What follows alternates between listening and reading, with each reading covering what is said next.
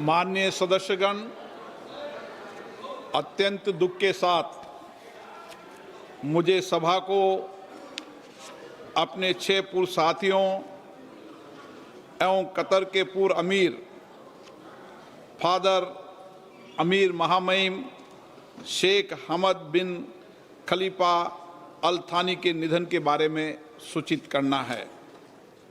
श्री नादेन दला भास्कर राव अविभाजित आंध्र प्रदेश के खम्मम संसदीय निर्वाचन क्षेत्र से, जो अभी तेलंगाना में है, 12वीं लोकसभा के सदस्य थे। वे उद्योग संबंधी संसदीय स्थायी समिति के सदस्य भी रहे।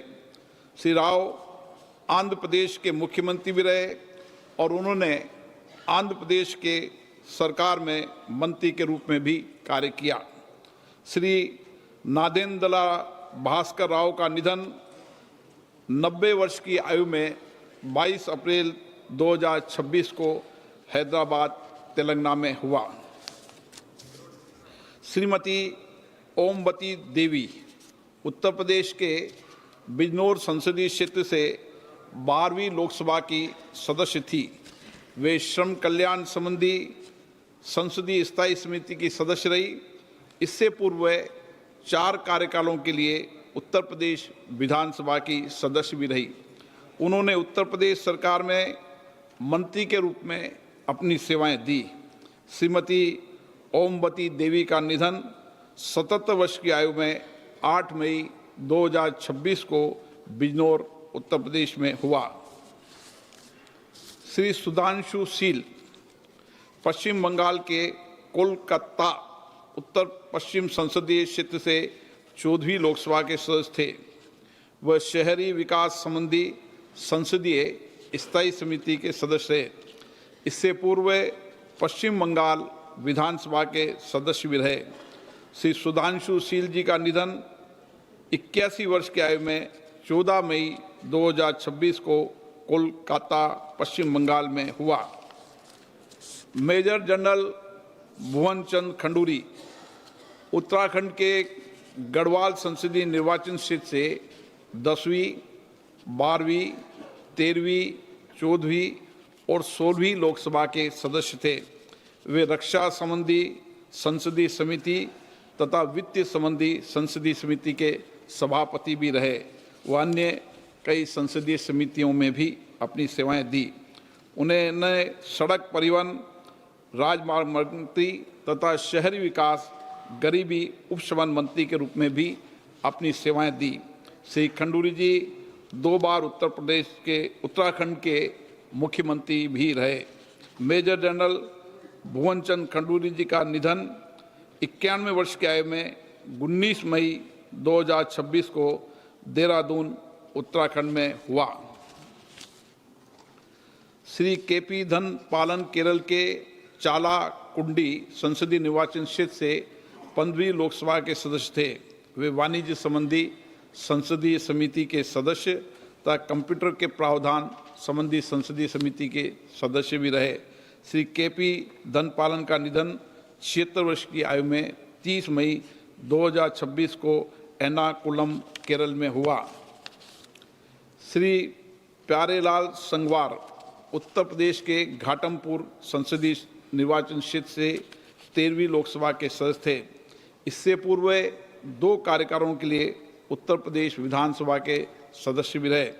श्री प्यारेलाल संगवार का निधन 71 वर्ष की आयु में 8 जुलाई 2026 को दिल्ली में हुआ।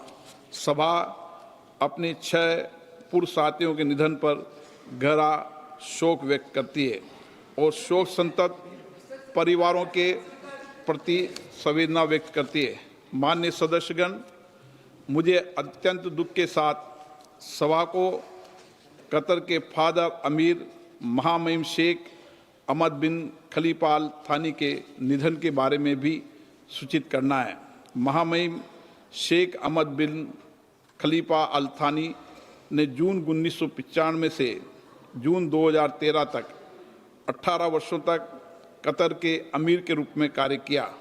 उन्होंने आधुनिक कतर की नींव रखी और उसे विकास और समृद्धि की महान ऊंचाइयों पर पहुंचाया। उन्होंने भारत कतर संबंधों के संवर्धन में भी महत्वपूर्ण भूमिका निभाई।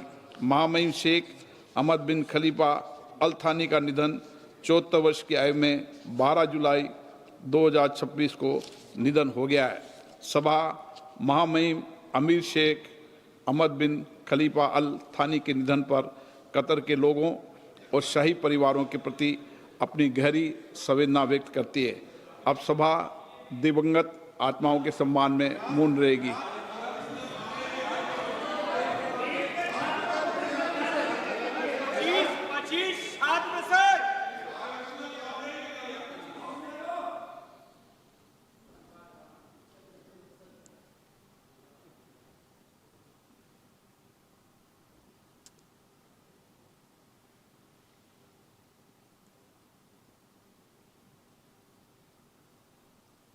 ओम शांति। प्रश्न मान्य सदस्यगण, प्लीज आप निधन संबंधी उल्लेख के समय सदन की मर्यादाओं को बने रहिए। अपेक्षा तो करते हैं ना हम, नहीं, सदन के अंदर ये अपेक्षा है कि कुछ मर्यादाएं सदन की हमेशा रही है। उन मर्यादाओं परंपराओं को पालन करना सबकी जिम्मेदारी है। मैं यही आपसे अपेक्षा करता हूं।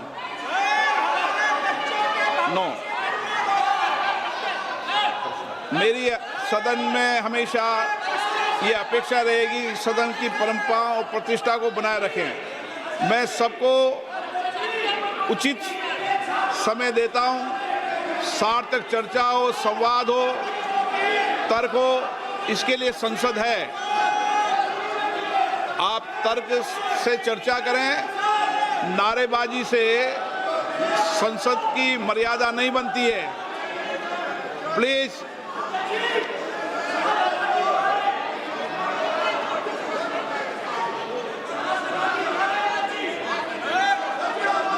प्रश्नकाल। प्रश्न नंबर 1 धवन लक्ष्मण भाई पटेल। धवन लक्ष्मण भाई पटेल। प्रश्न नंबर 1